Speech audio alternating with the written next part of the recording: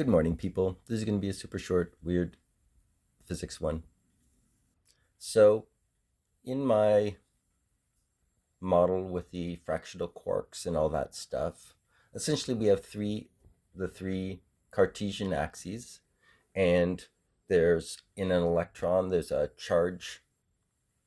Essentially, these are charge axes, and once you have three charge axes, then you've got a complete sphere of charge, right? And that's why quarks, there's three fractional charges to make a quark in a quark. Okay, so that's the premise.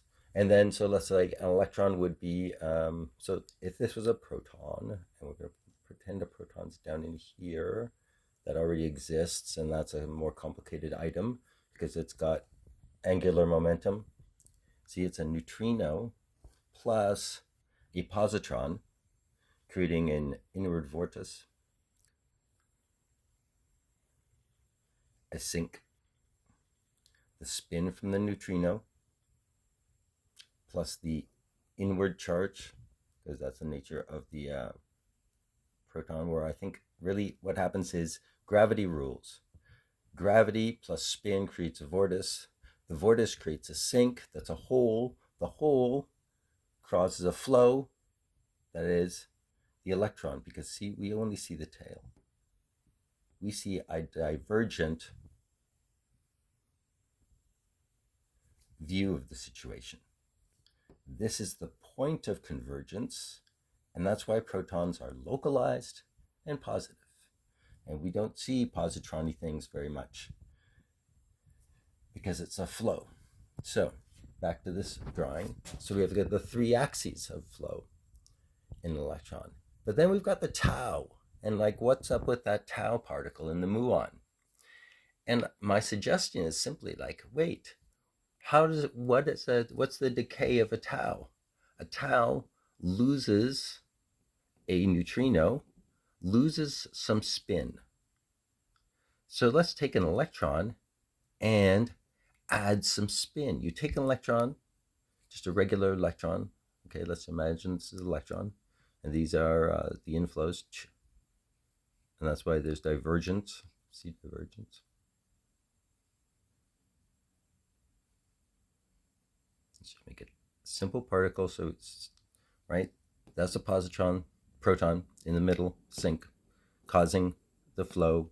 Thus, we see the divergent flow. It's a bit large volume and thus distributed, as electrons are, distributed volume going to a point, the sink.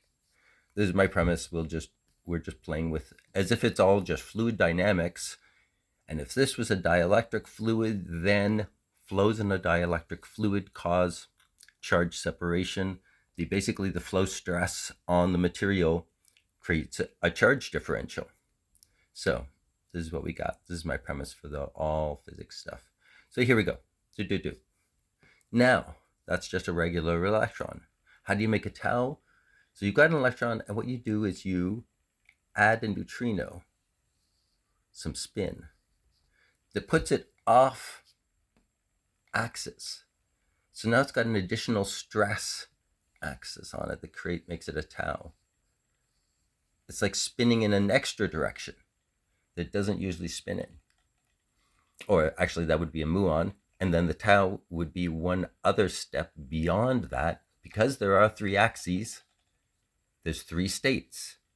The regular axis, there's the electron, the lowest state, the most comfortable state.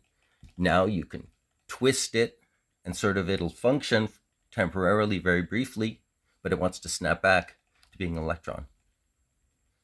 And you put it off another angle, and that's a double snap, and that's why the tau is that much higher. So it's connecting this with that Koide formula, which I don't have memorized, but it's something like the doo-doo plus the doo-doo plus the doo-doo, the three energies over the square root of the sum of the three energies squared is proportional to 2/3. But the thing to remember is the universe is a double cover. There's matter and there's antimatter. Surely surface cut in half.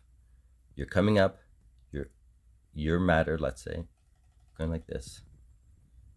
You go through, oh, now you're antimatter, because to the matter side, you're now white. And then you do an orbit. So there's two orbits. So of course it's a 2/3 angle because there's 6/3 to the universe, not just 3/3. Anyways, yes, see, crazy short video, but it just hit me about this torsion and the tau. And when I looked at the tau, and the decay of a tau is a neutrino. Like a tau decays into an electron and a neutrino. So it is an electron twisted up extra. I mean, can we just not deny that these things are the things that we put together to make the things and treat them as real functions of real material? Because then all of a sudden it seems to make more sense, to me at